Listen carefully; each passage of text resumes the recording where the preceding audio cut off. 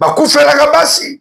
Eza ba pasteur musume ba okufela basi. Kokufela mwasi na ye komi ngambo. Pe ngambo yango bozoloba ke alekisaki ye. Asalaki ye boye. Mais quand il dit des choses, il faut brandir des preuves. Dire des preuves, il faut ba preuve ezala. Parce que preuve nini oyo bino bolakisi.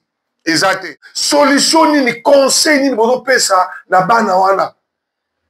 Pourquoi les hommes ma wesili na mitema? Pourquoi toza bana tokolo makamba ba parents na biso te? Et nous ba bana oyo ti tata na bango bali asolaki na bango. Ba onzela bala. Allez ba kolo makambo o balinga kozwa makambo afamia batute. Na moni muto finga pasteur Marcelo, lokola pasteur Marcelo balaki ndeko na ye. So bodobika et sika ya rouge ba komi abonnez-vous. Ah, naibike beaucoup tout dans ngai me modero otindi biso pe tozipe musafi na biso toche. Toza prêt todobika. Siko todobika wapi na esprit Bower télévision.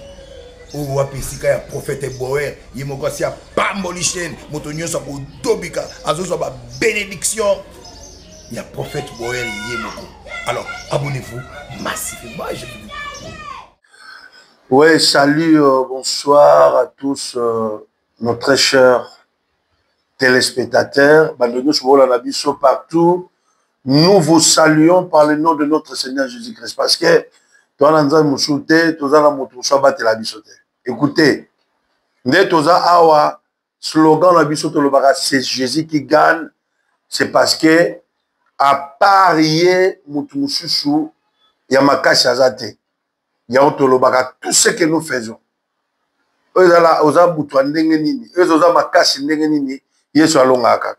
Maintenant, il y a une pensée ou analyse par rapport à Makabojo Leka. Et ça, le papa Moko Ayemba, na musique populaire, paix à son âme, papa Lutumba Simaro Masia. Aloba Likambwa Tuba. Maintenant, le tuba quand on monara kala na tuba to mona lelo o ya lelo comme tuba la carte à sorcellerie parce que na tango wana ba lombo maquette bazalaka tango wana makambo ezalaka mais ya mabe koleka internet ezalaka te mais ce qui internet ezalaka mais tu vas vivre pire désastre mais lelo l'angela internet au lieu de moyen de communication, moyen d'éducation, moyen d'enseignement, Internet est comme moyen d'insulte. Donc, nous avons dit que oh tata mwasi mama leki. Surtout bande kolabiso bazana poto, vous faites honte de cette communauté. Vous injuriez à la télé. Vous injuriez à l'internet. Mais dimanche, la église. Yaya, Bible considère tout ce que l'homme aura semé, il les moissonnera. Si tu sèmes les injures, tu moissonneras aussi les injures. Si tu sèmes les insultes, toi aussi, yo peut pas insulter yo. Éducation, nabiso les animi. Namuta koufi. Il faut que le baka bouzoba. Nous analyse. Analyse aux sala et ça pour bongisate. Ozo komatina pour kofinga. Et le moment to bosalaka. Télévision, YouTube, TikTok, oko samba na un jour. Quand les ala ko soluka na téléphone ici. Mais ko samba parce que les images restent. Tolobaka les paroles s'envolent, les écrits restent, mais les écrits peuvent aussi se disparaître par rapport à Makambo Komi va effacer en gros, na crayon, na encre, soit bazu feuille wana bakati en gros, mais les images restent. Nous, qu'est-ce que nous allons léguer à nos enfants? Chers frères, sœurs, compatriotes congolais, diaspora congolais, nous insultons même les autorités du pays dont la Bible interdit.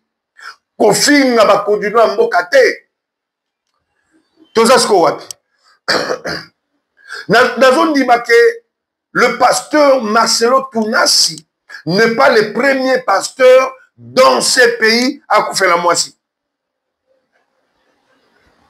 Papa mwanza akufela ka mwasi. Baza ebele totanga bango. Bakufela ka basi. Biza ba pasteur musume ba okufela basi. Mais kokufela mwasi na ye komi ngambo. Pe ngambo yango bozoloba ke alekisaki ye. Asala ki ye boye. Mais quand tu dis des choses, il faut brandir des preuves. Makam suto lo baka na sentiment te. Tango zoloba likambo. Obi par exemple, moi c'est la kufaki, basala ki ye boye. Mais il faut brandir des preuves. Il faut ba preuve zala. Parce que preuve nini oyo bino bolakisi. Exacte. Solution nini, conseil nini bozo pesa na bana wana. Pourquoi les hommes ma wesili na mitema bato? Pour la nini? Hier passé, pour hier, la moni, ba image sur internet, réponse. Il y a Soukrani Tounassi, la fille du pasteur Marcelo Tounassi. Elle s'appelle Soukrani Tounassi. Écoutez ce que Soukrani a dit. Alobi Boye. Pourquoi es-tu dur avec nous? Pour Nanini. Vous allez dire la biso. Les enfants, biso bana. Nous aimons notre mère, bien sûr. Tolingara maman la biso. Ata kufa. Azaka maman. Naebi sakabatu boy. Kufela papa. Olela. Okufela papa oleli. Tant biso to wanda oko les action okufela mutu na famille. Bana we manze kende malamu papa. Papa kei. Mais pourquoi soki maman kufi na biso bana mibali na bande ko basi to lela kaleti mutema le shuka. Bobi pourquoi? Parce que tant maman kufi motolu na yo na ye katani. Aussi longtemps maman za na bomoy, oza lié na mutolu na ye.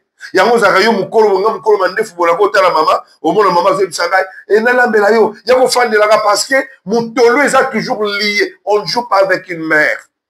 Maman ta kufi alonga na mutu ya bana te. Papa ko longa maman longa te. Abi bien sûr, abi Tolinga maman la biso malga kufa, elle reste gravée dans nos cœurs. Elle reste gravée. Mais elle ne prie avec nous il y a 1 an. Ça fait 1 année. Elle reste incarnée dans nos cœurs. La mère reste toujours incarnée dans le cœur des enfants. Même Azalité, Atika la Kalamitema. Tous les disciples de Jésus devraient être célibataires toute leur vie parce qu'il a mangé avec Jésus. Soukrani moi mon katouni na bino ba chrétien. Bobi bo prétendre vous ala basali nzambe. On va critiquer. Abi ba disciple à Yesu. Ba otikala ga ba célibataire atako ba liaki na Yesu. Alors bisusu. Les prophètes de Dieu auraient-ils dit rester célibataires? Na basali nzambe basakoli. Ba tikala ga ba célibataire. Ne soyons pas charnels, mais plutôt spirituels. Moi, la paix, ça concerne. Vous avez la charnalité, vous avez quand même spirituel. Et tant qu'un enfant, nous ne pouvons pas parler des choses de nos parents. Abilo quoi, tous les bana, tous les parents, la vie sautée. Et nous, les bana, oyo, si tata la bango, bali, a sola gina bango. Ma pesi papa, bango, c'est la balle. Allez, ba kolo makambo. O balinga kozwa makambo ya famille bato te. Na moni mutu azofinga pasteur Marcelo, lokola pasteur Marcelo abalaki ndeko na ye. Okoti likambo ya famille na yo te, Marcelo noko na yo te, koko na yo te, tata leki no te, tata kutu na yo te, cousin na yo te, demi-frère te, frère élargi te, cousin élargi te, ofandaka na ye mpe école moko te, bobimaka na ye mpe te, alingaka mpe yo te, bokota mpe maki, esika moko te. Lokoti likambo Marcelo lokola makambo da cousin na yo kota konde wate makambo yo salaka balobela boete bato bele bazo lobana bazo finga Marcelo makambo bino bo sala nzamba exposé yango sikoyo abimisa ngo soto yo kango kelete yango Yesu alobaki avant olongola poti na lisu ya moninga tala poti za lisu na yo longola na eza lisu na yo longola nanu eza na lisu na yo tala yango longola yango tala yango longola yango mosu akokomi kofinga na likambo ya yo te ofinga mosu akomi koloba Blanche bimela Blanche yango ndeko na yo tala moto azoloba Blanche bimela ye tu n'as pas même respect na bawei ndeko mundele mwana mundele soki afandi na internet aosala barecherche même ata mindele basalaka balife na bango omona balife bango propre ya biso eza ya salite eza ya nkele eza ya yauli eza motema nkenze ya mabe ntango ozosala baanalyse kosala baanalyse tolakisa koyinaka mutu mutu azoyina par exemple ozofinga Marcelo qu'est-ce que Marcelo t'a fait aescroka yo te ayiba yo mwasi te ayiba epa na bino te mais ozofinge kaka voilà qu'est-ce que nous léguerons à nos enfants Dama après 10 ans les insultes très chers frères dans le Seigneur très chers compatriotes tozo yoki sa communauté congolaise soni ya omoni bato lokola ba makoso oyo ba demo lokola ba makoso soka bo likambo ba congolais akomi koloba nango à cause da bino moko biso moko tozo bemisa mboka na biso tozwaka bitakala ya bakonzi na biso yebisaka communauté ni na monde ebimisaka bitakala ya bato lokola communauté congolaise mwasi na mobali balingani consentiment ya deux personnes bayokani bake kosala bolingo na bango mosusu azwi telefone mpo filme moninga talaki bolole ntango filme ya apo publie ozwi nini baopesa mpe mbongo te tala sorcellerie ya congolais mboka moba bayokaka somo ya nzoto ya mwasi te baviole bamama na este epai na kinshasa bakulu na bakata bamama epai bajeune garçon bapibliaka bolumbu ya bana basi epai koma tokoza na mboka oyo barespectaka mwasi te bolumbu ya mwasi eyebana na batiktokese oyo bayoutubese oyo bayoutuber so banani donc mutu mosusu si tu vois une femme n'arrive pas à régler ses propres comptes ya makambo ya mokili to ya baconflit na ye andimiki asamwa elle n'est pas une bonne femme mwasi atoyebisi eke mutu te aloba ata bimaka na mutu te aloba te mais mutu aleki aloba mpe nabimaka na ye ye mpe aza autorité ya mboka nabimaka na ye si tu trouves de telles personnes la plupart de ces filles là ont la sorcellerie eza taka kobima opumbwe je vous dis que pasteur autis ko se remarié quelques jours na mito tozoloba azala mwasi de bafandi na bana wana yo mto banaye koloba nayebi te soki ozolunga baremplace na libala bazwa yo to nani voilà nous devons faire des analyses normales pas des analyses bidons atolobaka français kitoko le français n'est pas synonyme ya koloba ki intelligent parce que français bayekola yango eza langue mais l'intelligence c'est la tête ta manière de réfléchir ta manière de parler ta manière ya komonela makambo ta manière de faire des analyses de répondre na bato balobaka que cet homme est intelligent mais kokanisa te eza français est-ce que vous ne pouvez pas laisser cet homme Marcelo Tunasi libre vous ne pouvez pas lui laisser calme et tranquille bokotike kimia te soki aza mutu mabe soki aza faux pasteur écoutez mutu moka mutu akojuge bato biso te to changer façon na biso ya makambo to changer lolenge ya biso ya makambo bana na biso lobi tozala baexemplaire toza na bana toza na baleki toza na bacousin oyo balandaka biso tozala baexemplaire mpo lobi Congo ezala meilleur yo mpe mwana nzambe kofingaka te un enfant de Dieu abimisaka bainjire te un enfant de Dieu monoko eza mpo epambola yango ntongo baweleli ebemba Moïse entre Satan na ange ya nzambe ange ya nzambe Satan afingi ange ya nzambe abwaki kobimisa baparole injurier envers Satan pourquoi ayebi que Satan aussi est créatif comme lui yo osala bato te ozofinga mutu oyo lebiso aleki yo na mbongo lobo olalaki na mafuta mayo jaune mais ozofinga ye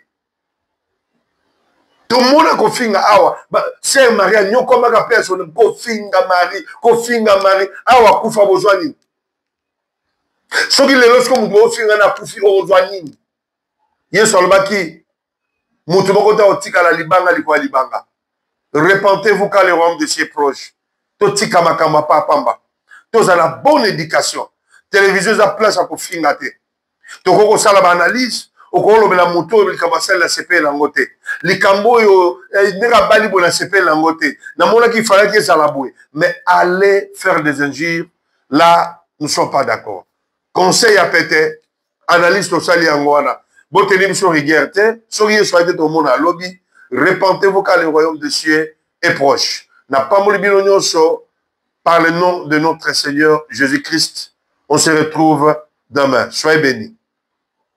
So bodobika et sika ya rouge bakomi abonnez-vous. Ah, nayebi ke bokoto na ngai memodiro otindi biso pe tozipe musabi na biso toche toza prêt todobika. Siko todobika wapi na esprit Bower télévision. O wapi sika ya prophète Bower yemoko si a pamboli chaîne moto nyonso ko dobika azoso ba bénédiction. Il y a prophète Bower yemoko.